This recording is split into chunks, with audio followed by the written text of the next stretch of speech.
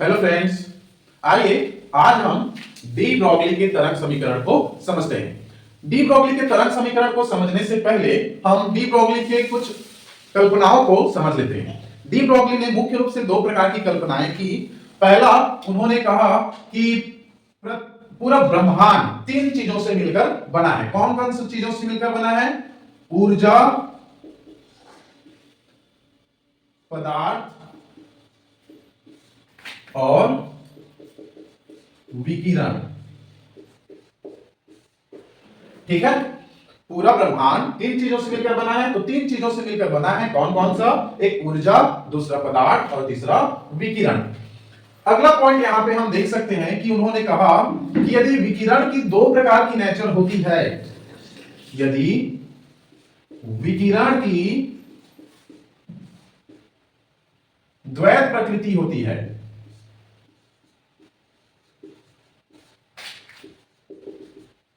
कौन कौन सा द्वैत प्रकृति होती है? द्वैत प्रकृति में हमारे पास आता है तरंग की और कण की। यदि विकिरण की दो प्रकार की प्रकृति होती है, कौन कौन सा? एक कण की और दूसरा तरंग की, तो उन्होंने कहा कि किसी पदार्थ की अर्थात किसी कण की भी, ठीक है, इसका अगला पॉइंट में क्या है?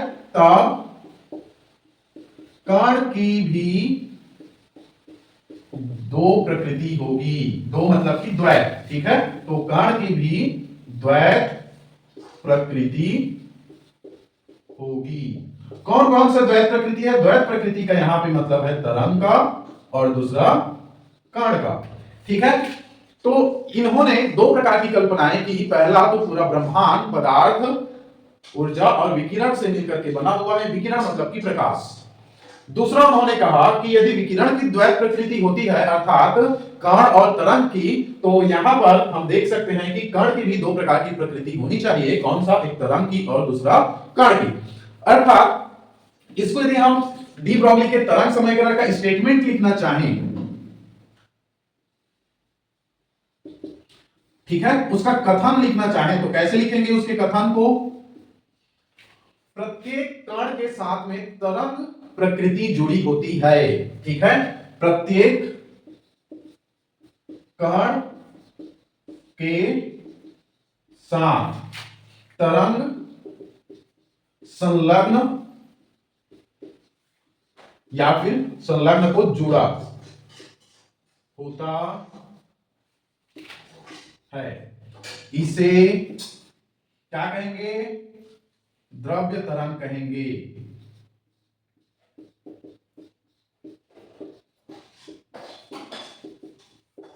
ठीक है, इसे क्या कहते हैं? द्रव्य तरंग कहते हैं। तो इस इक्वेशन को, सॉरी, इस स्टेटमेंट को जब उन्होंने बताया कि प्रत्येक कण के साथ में तरंग संलग्न होता है अर्थात जुड़ा होता है और उसी कण को, सॉरी, उसी तरंग को क्या कहते हैं? द्रव्य तरंग कहते हैं। तो इस इक्वेशन को हम डिराइव भी कर सकते हैं और उन्होंने डिराइव करके बताया भी। इसको डिराइव करने के लिए हम मुख्य रूप से दो समीकरण का उपयोग करते हैं। चलो डिराइव करते हैं इस समीकरण को। ओके, चलो डिराइव करते हैं। तो डिराइव करने के लिए हम कल्पना करते हैं और प्लांक ने जो समीकरण दिया था उस समीकरण को हम याद करते हैं। ठीक है, हम जानते हैं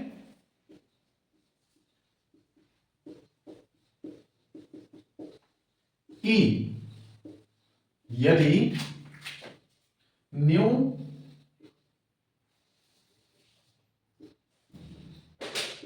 किसी तरंग की आवृत्ति है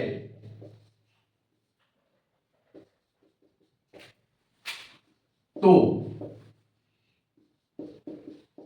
तरंग की ऊर्जा E equal to H new.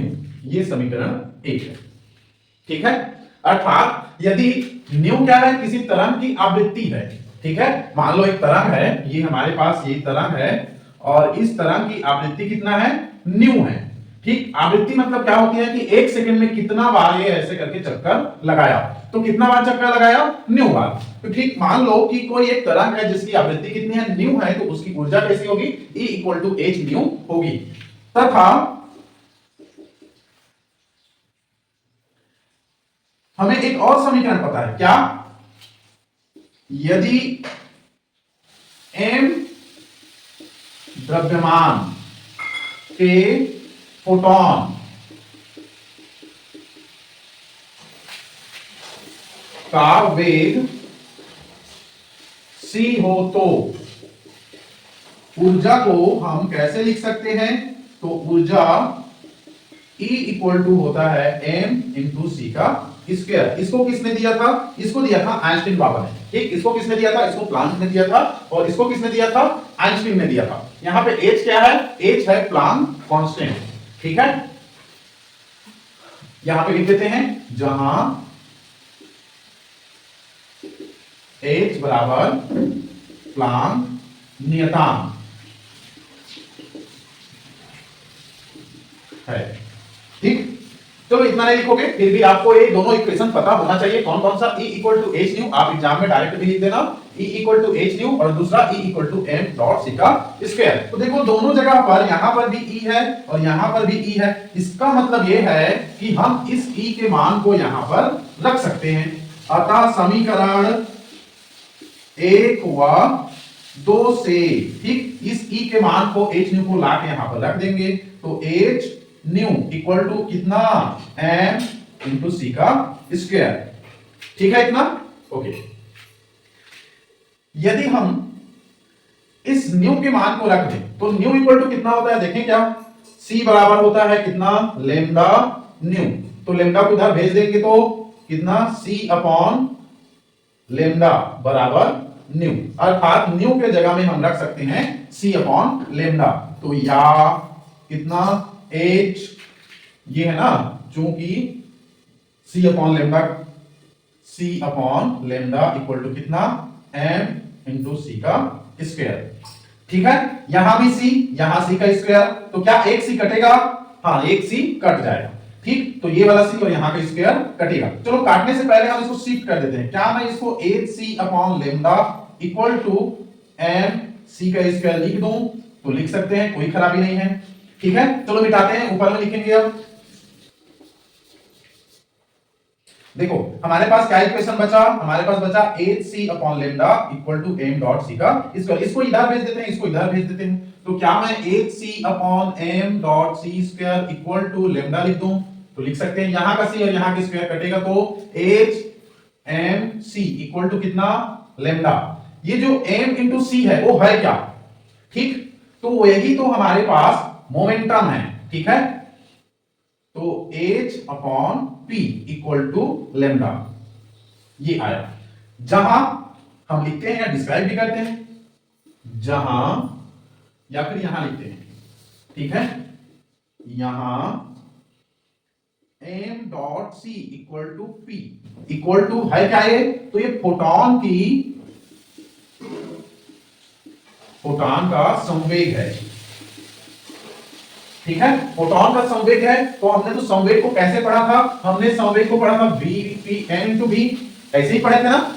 संवेग बराबर क्या है, द्रव्यमान और वेलोसिटी के वेग गुणनफल को क्या कहते हैं, संवेग कहते हैं। तो सही जाने, द्रव्यमान और वेग के गुणनफल को संवेग कहते हैं। तो ये भी वेग है, लेकिन ये कण का वेग है, ठीक। और यहां पर p equal to M C जो हम लिख रहे हैं, ये भी क्या है, वेग है, पर किसका वेग है, फोटॉन का वेग है, ठीक है। और ये किसका वेग है, कण का वेग है, ठीक। तो यदि p इक्वल टू एम भी है तो उसको कण का संवेग कहेंगे, और यदि p equal to M C है तो उसको फोटॉन का संवेग कहेंगे। संवेग तो है, पर एक कण का है और एक किसका, फोटॉन का है, ठीक है। इसी को चलो लिख देते हैं, किंतु कण के लिए क्या होता है, p इक्वल टू एम भी, ठीक है।